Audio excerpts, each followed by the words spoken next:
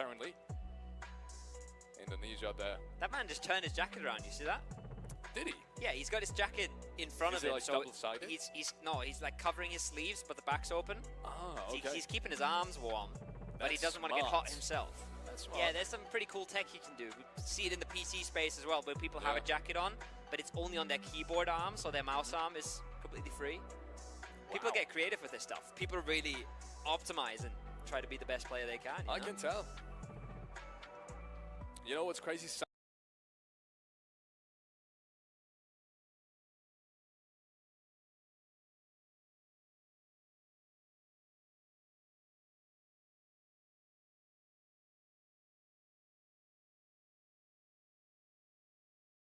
Not even they take pillows from here. They need to play with the exact same pillow they have at home, which you know, understandably makes sense because you want to kind of replicate the position that you play thousands of hours in on land as well. That's going to give you the most amount of advantage. And there we have it. There we go. That's Chile. That's Chile. We almost had a table tennis game against them in the pause. Yeah. These guys are definitely up to speed, not only in esports but in sports as well. I love watching this as well. I've said this before, I love the vibe check, right? You see so many different kind of moods spread all across the teams.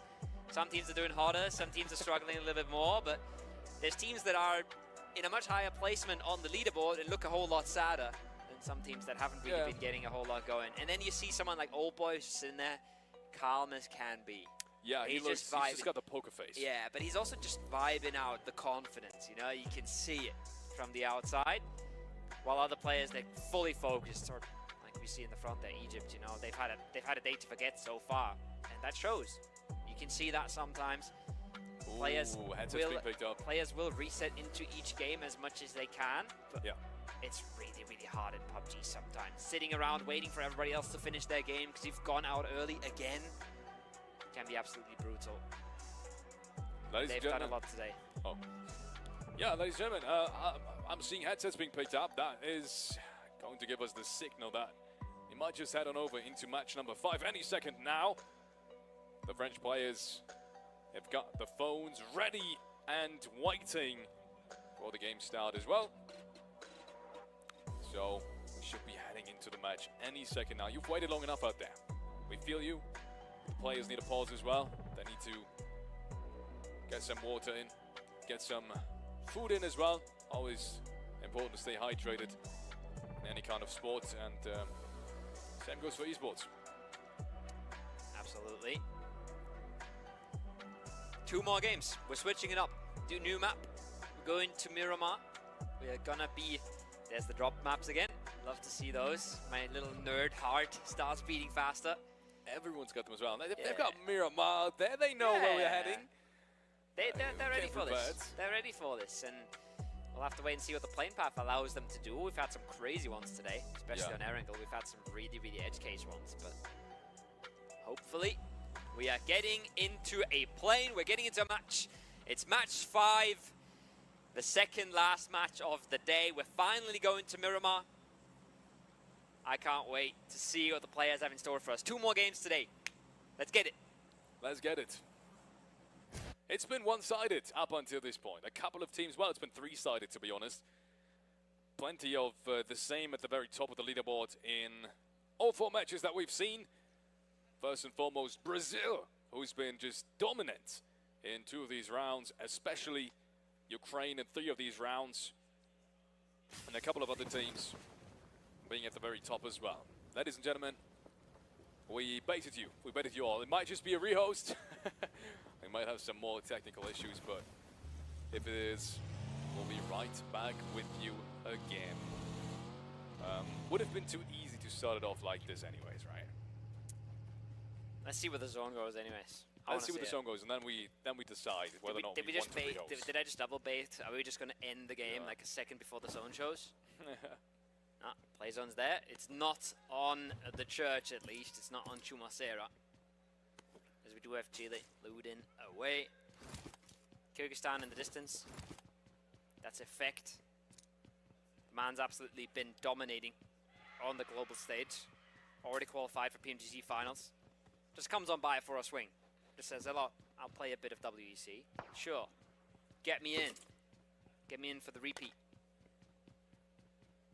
Definitely.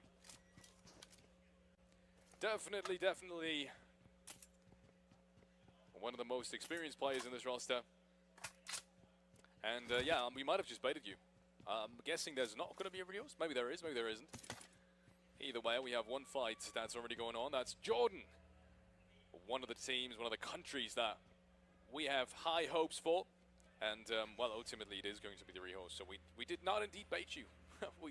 we did not indeed bait you, Did we or didn't unfortunately. we? No, I think it's going to be a rehost. Double bait. Yeah. Yeah, we kind of got double baited. I don't think we saw the zone now. We saw it wasn't in Chuma. Yeah. But we saw that Kyrgyzstan was in Chuma. Yeah. And we saw that we had some hot drops. Well, that's going to be interesting. Because now these teams know as well. These teams know as well now. Yeah. Oh, we're contested. The other guys aren't backing out. Now, the question is, There is a lot of teams that will pretend like they will hot drop, and then the first game comes around, and they're not there. But did they know at this point, when the hot drop came through, that it was going to be rehost? That's what I'm asking. That's a good question. Because it felt like, especially that Mongolia fight, felt like maybe they had some kind of idea. Because I'm not expecting Saudi Arabia to fight phase 1 against Mongolia. That's honestly not what I'm expecting. I'm not expecting that to happen again, but we'll have to wait and see. Then on the other hand, if you're Saudi Arabia, you're feeling mighty good right now. You've had 2 good games.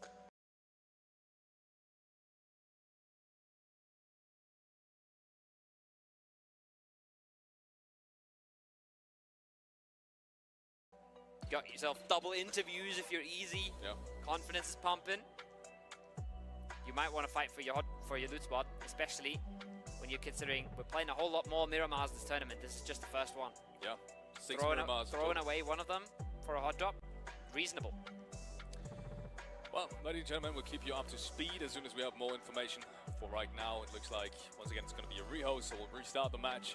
Everything's going to be reset. So for any Mongolian, Saudi Arabian fan out there, nothing's happened. All right, we still have 2 more Miramar games to go with all your favorite players left standing, left alive. Easy hasn't been touched anyway, so even in that case that it's not going to be a rehost, it wouldn't have been.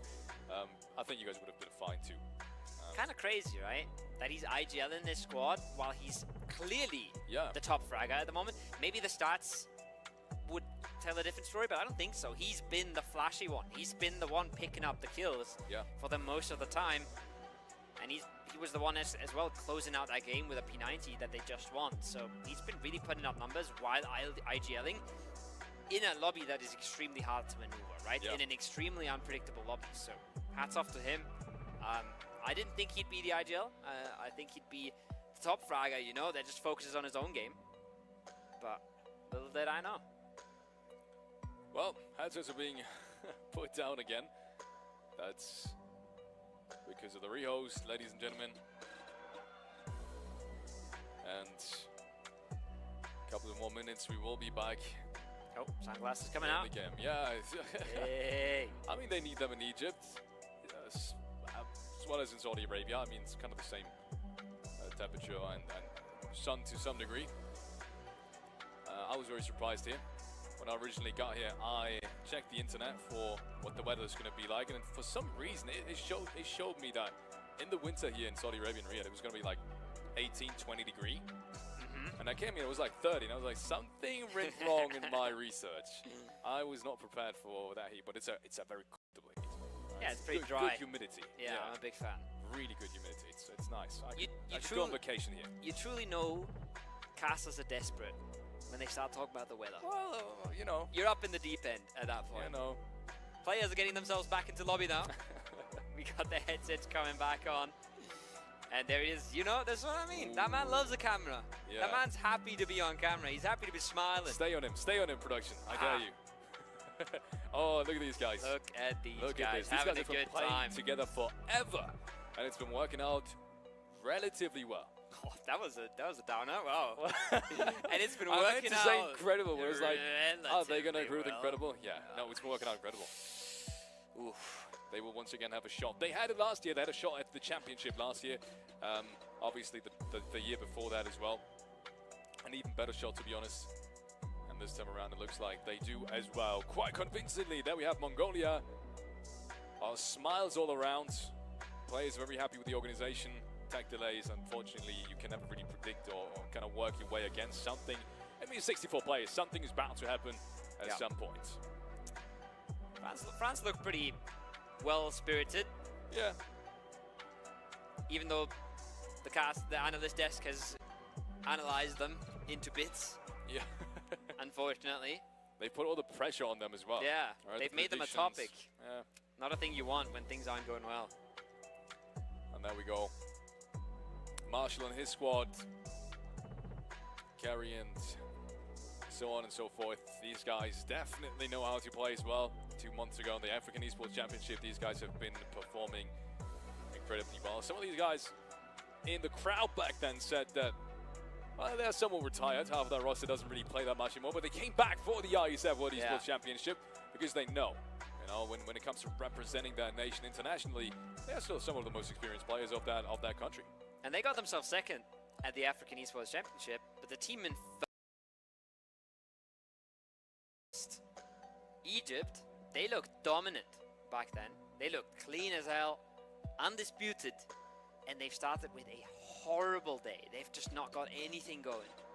They have really just, like I said, right, a day to forget. It doesn't seem to be picking up for them. They have 2 more games to turn this around, but the hardest thing for them right now is to sort of turn their own mental around and just forget what happened. Yeah. And just really start playing from scratch. It is the hardest thing in the world. When you've gone through 4 games of PUBG, tons of dying early, tons of watching, sitting around, trying to just not dwell too much on what went wrong. They played 2 good games here. They're in the middle of the pack again, but they have to start turning this around sooner better than later. Yeah.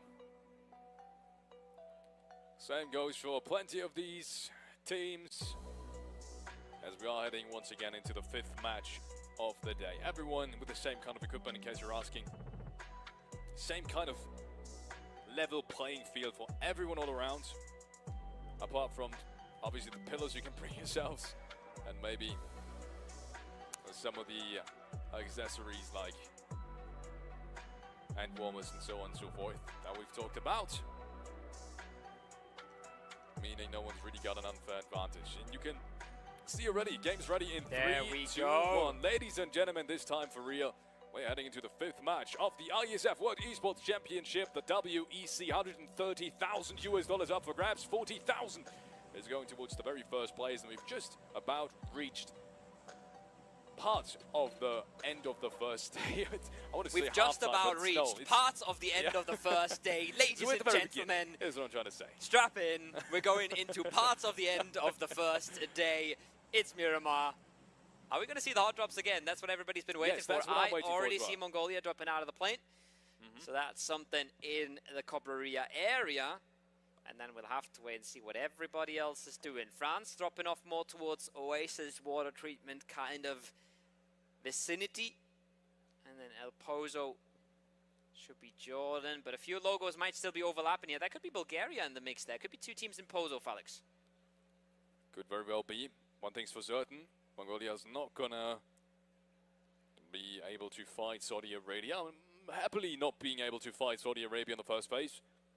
So I'm guessing both these teams will be starting as for phase 1. Even though plenty of teams are going towards the San Martin area or past it, El Azhar is probably going to be the destination for one of these teams going past San Martin. I'm thinking Indonesia and Saudi Arabia, at least one of them is going there, as Morocco is making their way a little bit further towards the north-hand side. But other than that, I don't see any real contests. El Pozo, obviously, as you said as well, might be a place to watch and might just be the most likely scenario in terms of contest.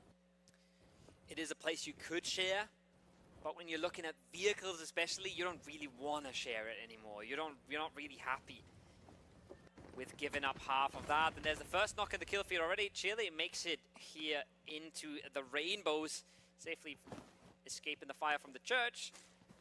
But as we said, first knock in the kill feed, I believe. That should be Jordan versus Bulgaria. And it's Bulgaria that takes the brunt of the damage here. Knock and flush. Nice and early. The worst thing that could ever happen to you in a hot drop. You lose so much momentum, you lose so much information, manpower, space. It's a thing you absolutely hate to see. Especially when it's so fast right off the bat. It just cancels the option of really fighting for this. Smart little parkour tricks. It is still PUBG Mobile, it's not Assassin's Creed out there. Someone remind him, please, but it works out either way. Miracle, as well as Club and Ragnarok, making their way towards some of the Bulgarian players. I'm not sure they're well aware of this at the moment. No one really seems to have sightlines on that southern side, and they're really trapped at some of these warehouses and some of these brick buildings. So it might not be too easy to defend. Lots of angles already being taken by Jordan.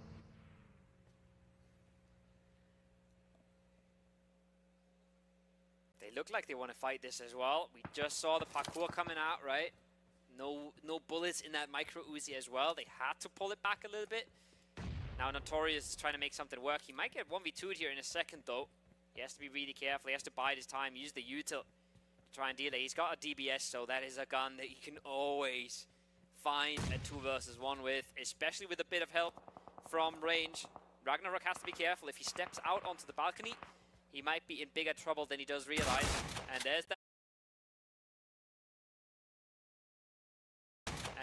DBS. There's a little bit of fire damage coming on through. Shotgun on both sides.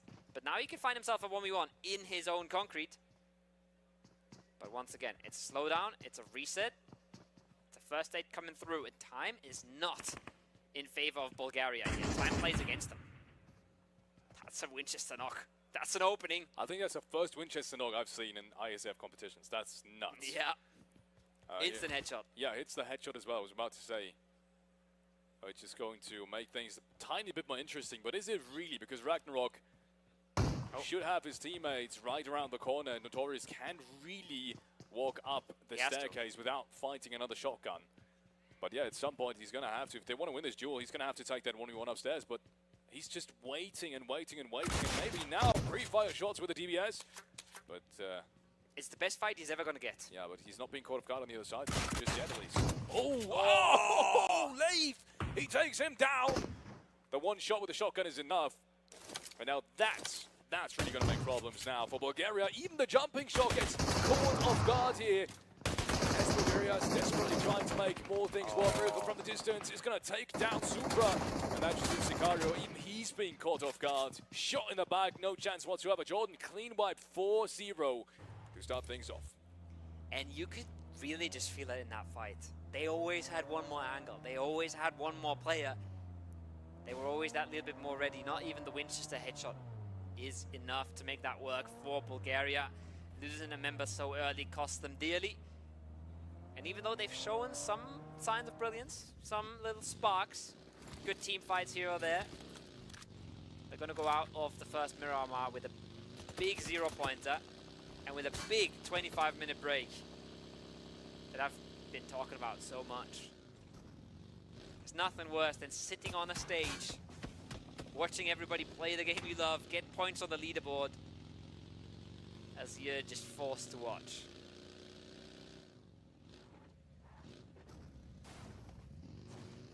Jella rotates on in. Similar situation for them. Plenty of space here, but doesn't really mean much just yet in phase 1. Catched in the meanwhile. Headshot to take down one of the Indonesian players. Must have been a catch and rotation. I don't remember these guys being particularly close in terms of loot spot. So even that might give us an indication that Turkey is playing the way they should be. Right? Aggressive, early aggressiveness as well. And that's what's brought them into the later stages just last game too.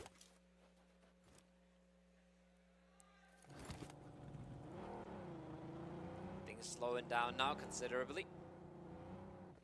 Not the crazy early game we had last match. No 4 teams in one compound with a 5th team looking to third party.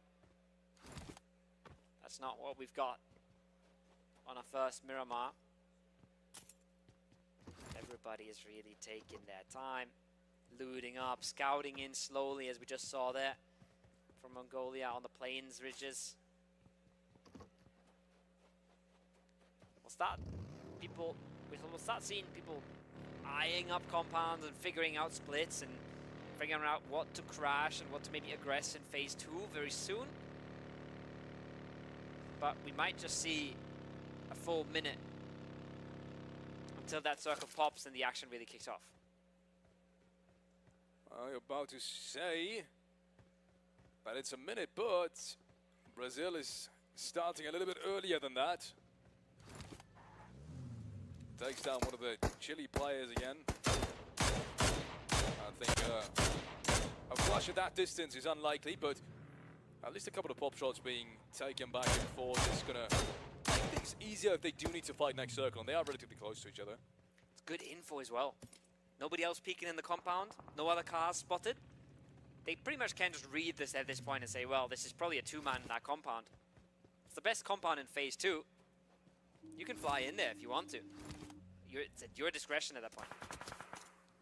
More shots now. Mr. Blue being taken out in the blue zone. Certain French fans in the crowd are not going to like that, as it looks like it's going to be a very dangerous fight for them all around. They are stopping in the distance, and those there. One of the more experienced players from that roster, I want to say the most experienced roster. He's played with the big names back in France as well in the recent couple of years. But right now, nothing really seems to go their way. And this is another round where they are weakened in phase 1. Pain. Absolute pain. Lose a player so early. Makes you feel a whole lot less confident, a whole lot less powerful. Opposite is true if you get a kill early. It's always a nice little dopamine, endorphin boost. Phase 2 has popped on in, and we'll start moving in 15 seconds. We'll have to wait and see where that actually went, but I can tell you it did not go towards France. France keeps on doing the same, rotate now through that southeastern side of their edge. And Turkey as well have lost catch in the meanwhile. Trying to rotate from the southern side up towards the northern side. Trying to do their best they can, as they will find a pretty good compound over towards the brick building, just south of Picado. It's a relatively decent place to stay, even though I don't think the circle is going to shift that far downwards for it to really be valuable anytime soon. But, well, we'll take a look when phase 3 comes in. Chile in the meanwhile just below them across the street as well. I hope you're ready for a bloodbath. We've got a whole lot of players alive in this one.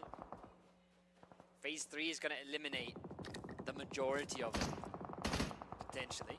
Egypt looking good in Ricardo right now, holding on to their loot spot. Very, very center. Ukraine getting some knocks going towards the side of Turkey. Picking it up where they left off. Fragging early game, securing points before they have to make big moves. And now when they can track this, and they can realize that they've just weakened the compound team in front of them, that's another big piece of information. It's going to make their late game a little bit easier. Ukraine has once again started phase 1 and phase 2 with a frag in their pocket. And elimination on the board. Lots of space all around them as well. They're playing into the deep southern side. You have to be careful though. There's two contenders right in front of them. It's Kyrgyzstan towards the left-hand side and Turkey right in front. Depending on how the next circle shifts, they might just have to opt for a very deep scouting rotation. There's very limited information you can gather towards that north and western side. And look at this. Circle centers up, which might give us an idea that Ukraine is in a bit of trouble. They'll find their way. I'm a believer at this point. They've shown us time and time again that they are very, very good at getting into position. Luxi popping off a few shots towards the Moroccan vehicles. Almost takes out Carry Boy, and there it is. The second try gets it done, and then the kill stolen away. Nothing is going the way of Egypt today. Ah, that's annoying. You hate to see that happen. They finally get a kill on the board. They finally start a game off well, and then it gets stolen away. Not their day. but a good position, a good setup into this zone as well. They should be in a prime spot to gatekeep Morocco here. Still, I'm not sure I would commit to Picardo. If I had to choose, I wouldn't commit to Picardo, but now that you're kind of stuck in that city, I mean, at this point, you can't really recommit anywhere else anyways. But yeah, time and time again, also some of these teams have been rewarded, right? The circle very well can shift into the city or in somewhere around it, and at that point, you have great access onto these ending circles and lots of kill potential as well. But I'm going to have to wait and see. No one is really allowed to make a mistake up until that point, though. None of the Egypt players is allowed to really get taken down unnecessarily. And the same goes for Morocco. They have to play this really, really disciplined. And they have to be careful of not giving away too much information as well. That's the first bit of information that's now being given towards Egypt. Just not in a prime position here, not in the powerful spots. And there's the kill feed. There's Ukraine finding themselves an opening, right? The zone doesn't give them one. They bully a team around them. And with the way that France's day's been going, they might just even see that as encouragement. They might just say, well, we're absolutely popping off today. These guys are having a rough one. Why not force the rest of the fight here while we can? That's the tire almost getting popped though for Old Boy. He's trying to save this car desperately, but he doesn't want to go down for it. Havlik found on the other side. That's got to be a res fast and quick. They should be able to get it in time. You can heal up, and then they can regroup in to that phase 4 that's coming up. Next zone, as you said, coming up any second now. It's going to give us a lot more clarity on where it's going to shift. Around 5 seconds from now, we'll have that answer. Brazil is in a pretty good spot to rotate on through. Kyrgyzstan has a lot of information. And obviously Chile and Myanmar in the very deep center of it. This is, okay, so it shifts away from the rocks. This is interesting now, because that center compound right south of Chile is open. Yeah. Is Kyrgyzstan or Brazil going to take it? Both should have information. I saw some of the Brazil players kind of stretch out towards their southern side to get more information. So both, actually, he looked the admiral, I think. So that's what he was doing, but he should have still had info on that center compound. Strike that though. We have more fights coming in towards the northern side. It moves down here. Good bridge line coming in from Pakistan, and they will defend this valiantly. And they are getting support from Saudi Arabia as well. One player has already been knocked. Somehow, he just cannot be taken down. He's dancing, he's diving, he's trying to stay alive. 3 bullets in the S12K. He wants to fall away from things. He realizes he's just 1 nade away from death. Saudi Arabia on the other side as well. This is all but over for the Mongolian squad. They just do not know it yet. Pakistan realizes, hey, there's maybe a little bit too much here. Maybe we're biting off more than we can chew. No, Alian wants to go back in. He wants to get some of these points, but he does realize, surely, that this is too much. Now he does fall away. The knocks come through onto his teammate, though. They got to reset this nice and quick before Saudi Arabia runs over them as well.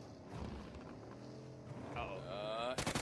Response out. Spark, he can take him down. Spark is still alive. Now it goes down to the blue zone. But that is unfortunate. Even below the monster truck, he cannot be saved. Endless secures that frag. Well, it's only the one. It's only the one. I don't think there's going to be much. But after that, to be honest, looking at the circle, he needs to move his way down there. Yes, he's got a couple of cars, but realistically, there shouldn't be a way. There shouldn't be a way, but this still really, really stings if you're Saudi Arabia. Losing a member there, it's just hampering your chances of playing that big game so much. Now the send there for Morocco. The pull-up on the arena is what they have chosen. Damage comes in, but no knock just yet. They have found a single member here. They're going to try and run him over. Shotgun instantly picked up, and oh my god, Lazy is so in the open, but Tuxi, no time.